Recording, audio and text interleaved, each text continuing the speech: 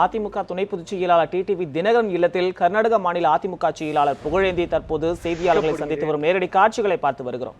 ஏன்னு கேட்டீங்கன்னா, சிறிது நேரத்திற்கு முன்னாலே முன்னாள் அமைச்சர் KP முனுசாமி அவர்கள் ஒரு பெரிய பேட்டியை கொடுத்திருந்தார்கள். என்னன்னு கேட்டீங்கன்னா, அதில் சொன்னதெல்லாம் உங்களுக்கு தெரியும். இனிமேல் அசிங்கமாக பேச முடியாது என்ற அளவுக்கு பேசியிருக்கார். இனிமேல் வார்த்தைகள் இல்லை, த ஃபில்த்தி லாங்குவேஜ் என்று ஆங்கிலத்திலே சொல்லுவார்கள். அந்த வார்த்தைகளை எல்லாம் பயன்படுத்தி விட்டார். வார்த்தைகளை பயன்படுத்தி பேசினார். ஆனால் KP முனுசாமி அவர்களை பார்த்து கேட்கிறேன், மக்கள் செல்வாக்குள்ள தலைவர் ஓ பன்னீர்செல்வம், இந்த ஜீரோ பன்னீர்செல்வம் என்று நீங்கள் சொல்லியிருக்கிறீர்கள். நான் அதை கூட நான் பொருட்படுத்தவில்லை. நீங்கள் அவருடன் இருக்கிறீர்கள், ஆகவே அவர்களை மக்கள் செல்வாக்குள்ள தலைவர் என்று சொல்லிக் கொள்வதற்கு உங்களுக்கு உரிமை இருக்கிறது.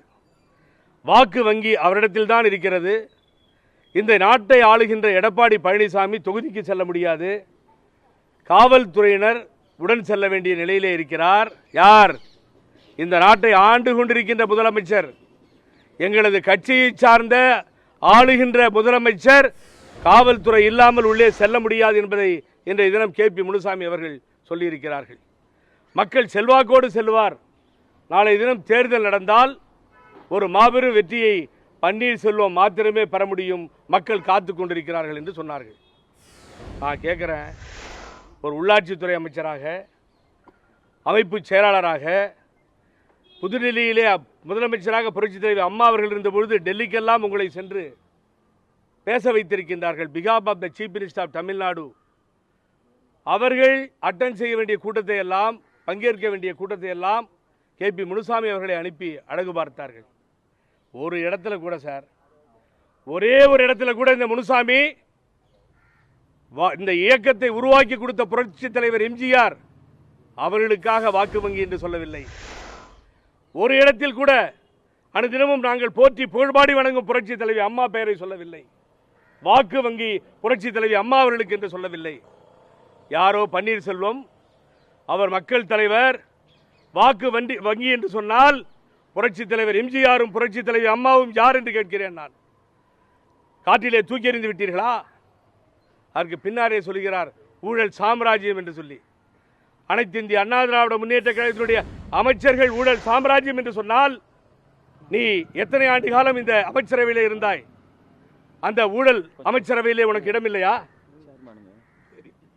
அந்த ஊழல் அமைச்சரவையிலே உங்களுக்கு இடமில்லையா? உள்ளாட்சித்துறை அமைச்சராக இருந்த பொழுது அப்ப ஊழல் சாம்ராஜ்யம் என்று சொன்னால் நீங்களும் அதிலே ஊழல் சாம்ராஜ்யத்திலே தானே இருந்தீர்கள். தமிழிலே சொல்லுவான் புரட்சி கவிஞன், தமிழர் என்று சொல்லடா தலை நிமிர்ந்து நில்லடா, அமுதமூறும் அன்பு கொண்டு அரசு செய்த நாட்டிலே அடிமை என்று பிறர்கைக்க முடிவணங்கி நிற்பதோ என்று சொல்லுவார்.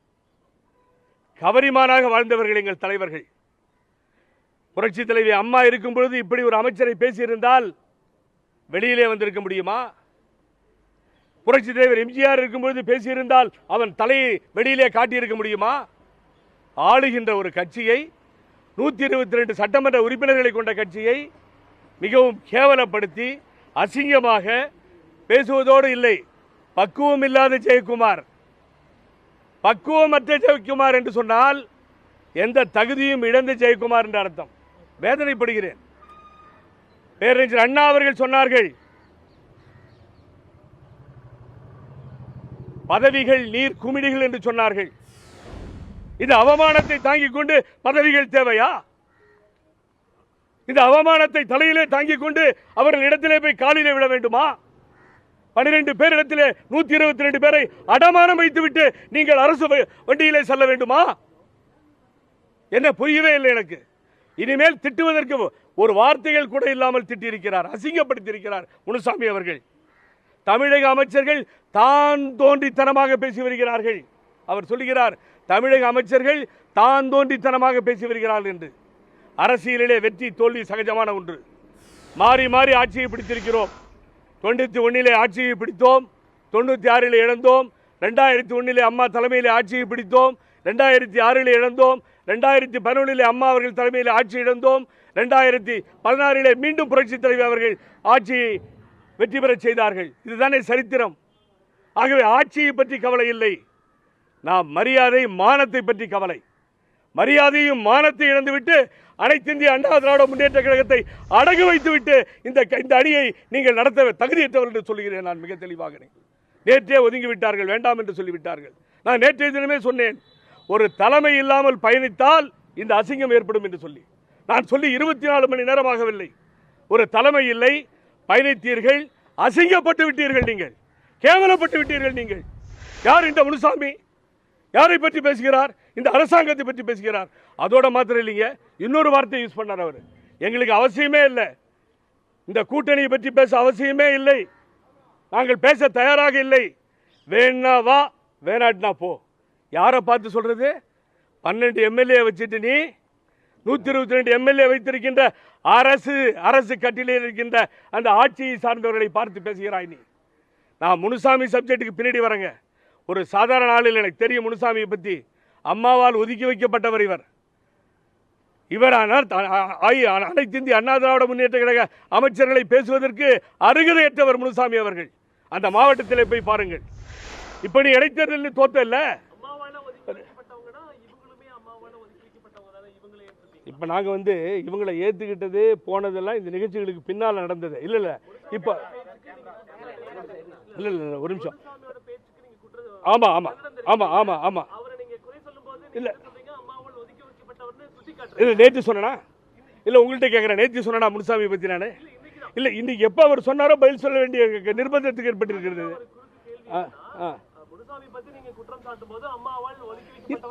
ஆமா சார், இல்ல இல்ல ஒரு நிமிஷம். அம்மாவால் ஒதுக்கி வைக்கப்பட்டவர், புறக்கணிக்கப்பட்டவர், நான் சொன்னது நிஜம்தான். திருப்பி அதை சொல்றேன். முனுசாமி கடைசி வரை அம்மா அவர்கள் சேர்க்கவில்லை என்பதுதான் உண்மை. ஆனா என்ன பிரச்சனைன்னு கேட்டீங்கன்னா, முனுசாமி சொன்னதால் புகழேந்தி சொல்கிறேன், நான் அதற்கு முன்னால் சொல்லவில்லை. நேற்று இதுவரை முனுசாமியை பற்றி நான் பேசவில்லை. ஆனால் மிகவும் கீழ்த்தரமாக பேசுகிறார். ஒரு முதலமைச்சர் தொகுதிக்குள்ளே போக முடியாது என்று சொன்னால் நீ தைரியமாக வா, நானும் வருகிறேன். மாண்புமிகு முதலமைச்சர் பழனிசாமி அவர்களை அழைத்துக் கொண்டு செல்லலாம். தொகுதிக்குள்ளே எந்த மக்கள் அவரை வரவேற்கவில்லை, எந்த காவல்துறை துணையோடு போகிறார் என்பதை பார்ப்போம். வா, அங்கே போய் சந்திப்போம். அதை தப்புங்க. எவ்வளவு கேவலமா பேசி இதுக்கு மேல கவரிமான் மாதிரி சிங்கம் மாதிரி வைத்திருந்த தலைவியின் கீழே இருக்கின்ற இந்த இயக்கம் எனக்கு ரொம்ப ஆச்சரியமா இருக்கு. வைத்தியலிங்க அண்ணெல்லாம் சும்மா என்ன கோவம் வருதுறீங்களா தான் பேசினா அவரு. நாடாளுமன்ற இப்பொழுது ராஜ்யசபா உறுப்பினராக இருக்கிறார். இன்னும் பேசிட்டு இருக்கார். குழு அமைத்திருக்கிறோம், மெதுவாக பேசுகிறோம். அந்த CV சண்முகம் அன்பு சகோதரர் குதின்னு குதிப்பாரு. அப்படியே இல்லை, நாங்கள் மறுபடியும் தொடர்ந்து பேச போகிறோம். நம்ம செய்தியாளர்கள் கேட்குறாங்க, இல்லைங்க கண்ணாபின்னான்னு பேசியிருக்காங்க. அவர்கள் கருத்துக்களை சொன்னார்கள். தமிழக அமைச்சர்களை வசைபாடுவது கருத்துக்களா? தமிழக முதலமைச்சரை இழிவுபடுத்துவது கருத்தா? நான் இப்பொழுது சொல்கிறேன், புரட்சி தலைவர் எம்ஜிஆர் பெயரையும் அம்மா பெயரையும் உச்சரிக்காமல் பன்னீர்செல்வம் டெபாசிட் கூட வாங்க முடியாது, யாராலையும் முடியாது, எங்களுக்கு தெரியும். பன்னீர்செல்வம் அருகதையற்ற தலைவர், பன்னீர்செல்வ துரோகி. பன்னீர்செல்வத்திற்கு தமிழ்நாடு அரசியலை பற்றி பேசுவதற்கு யோகியதை இல்லை. நாங்கள் சந்திக்க தயாராக இருக்கிறோம். பன்னீர்செல்வத்தை எதிர்த்து நிற்க சொன்னால் நானே நிற்க தயாராக இருக்கிறேன். எனக்கு கவலையே இல்லை. பன்னீர்செல்வத்தால் டெபாசிட் வாங்க முடியாது என்பதை முனுசாமிக்கு மிக தெளிவாக கழகத்தின் மூலம், அம்மா அணியின் மூலம் தெரிவித்துக் கொள்கின்றேன். மீண்டும் சந்திப்போம். இது தொடரும். 60 நாள் முதலமைச்சர்